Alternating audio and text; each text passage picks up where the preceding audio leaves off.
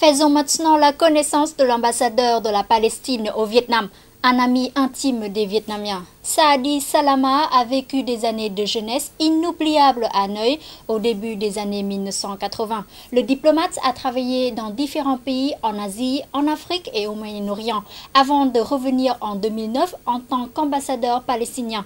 Saadi Salama parle parfaitement la langue vietnamienne et voue un amour particulier au Vietnam, qu'il considère comme son deuxième pays. Rencontrons-le et découvrons ensemble les sentiments qu'il éprouve pour le Vietnam et sa capitale, Hanoï.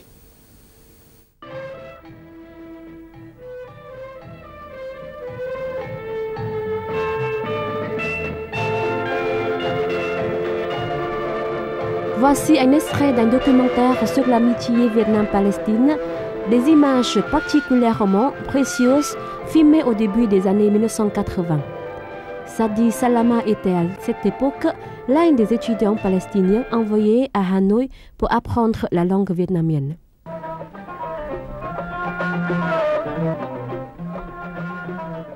Après la guerre, le Vietnam était très pauvre. Saadi Salama a vécu des années difficiles et partagé des souvenirs inoubliables avec ses enseignants et ses amis vietnamiens.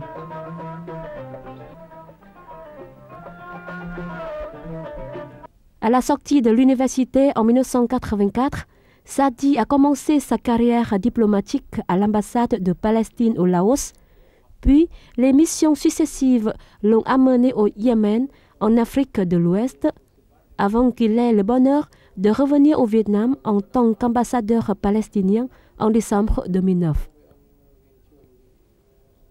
Quay lại với Hà Nội như là trở về với quê hương thứ hai của tôi.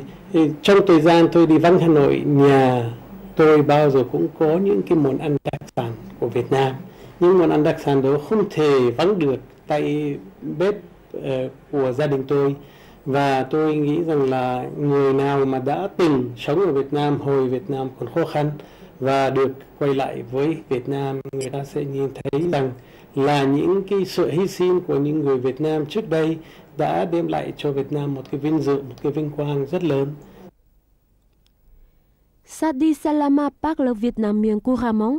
C'est pour cette raison qu'il a eu l'honneur d'accompagner le fameux président Yasser Arafat lors de ses visites au Vietnam.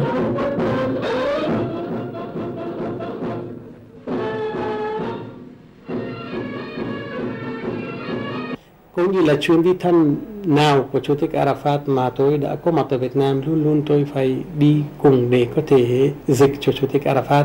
Và qua những chuyến đi thăm của Chủ tịch Arafat, tôi đã từng nói chuyện rất nhiều với một số đồng chí lãnh đạo. Tôi là một người vinh dự gặp các đồng chí lãnh đạo từ thời Tổng Bí thư Lê Duẩn cho đến Tổng Bí thư Nông Đức Mạnh và cả Tổng Bí thư mới được bầu là đồng chí Nguyễn Phú Trọng.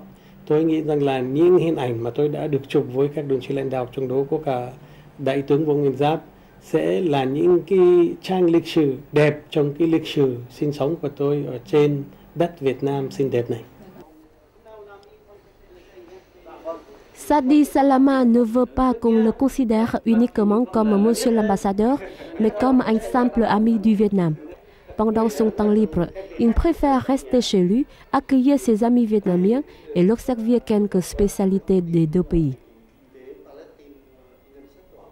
Ces rencontres lui sont précieuses car elles l'aident à enrichir ses connaissances sur le Vietnam et à mieux faire comprendre aux Vietnamiens l'histoire, la culture et surtout la lutte pour l'indépendance du peuple palestinien.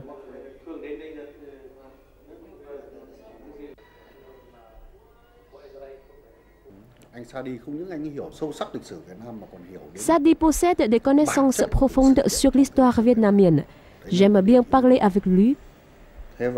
Il arrive à comprendre l'essentiel de chaque événement historique et sa connaissance de la langue vietnamienne est impeccable.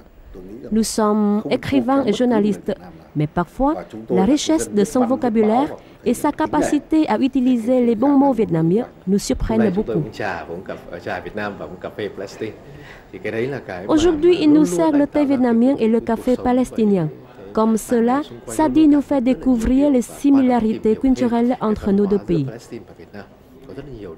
La première fois que je l'ai rencontré, je n'imaginais pas que je pourrais parler de façon si intime et échanger autant de choses avec un ambassadeur. Il éprouve un amour particulier pour le Vietnam.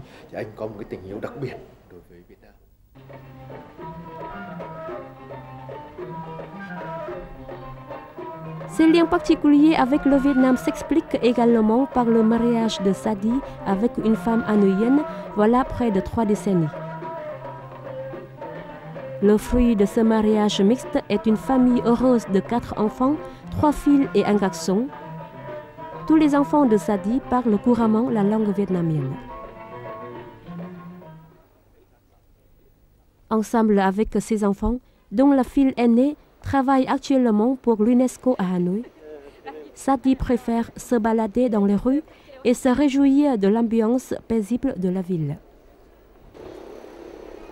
En 2010, à l'occasion du millénaire de Thăng Long Hanoï, Sadi Salama a participé à un concours d'écriture international sur la ville et a remporté le prix spécial, un cadeau significatif marquant son retour au Vietnam.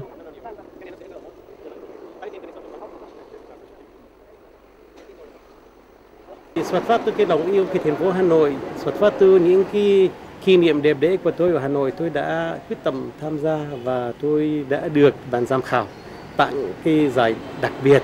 Tôi nghĩ rằng là đối với tôi cái đó là một cái vinh dự lớn, có ý nghĩa không những đối với bản thân tôi mà cũng có nghĩa đối với các con của tôi và các cháu mai sau, để chúng người ta biết là đã có một người Palestine gắn liền với một thành phố xinh đẹp mang tên Hà Nội, thành phố vì hòa bình này. Durant son mandat de 5 ans au Vietnam, Sadi Salama veut tout faire pour consolider l'amitié et la coopération entre la Palestine et son deuxième pays de cœur, le Vietnam. Quant aux échanges commerciaux, il organisera prochainement un forum de promotion commerciale pour aider les produits vietnamiens comme le poisson et les vêtements à s'exporter directement en Palestine.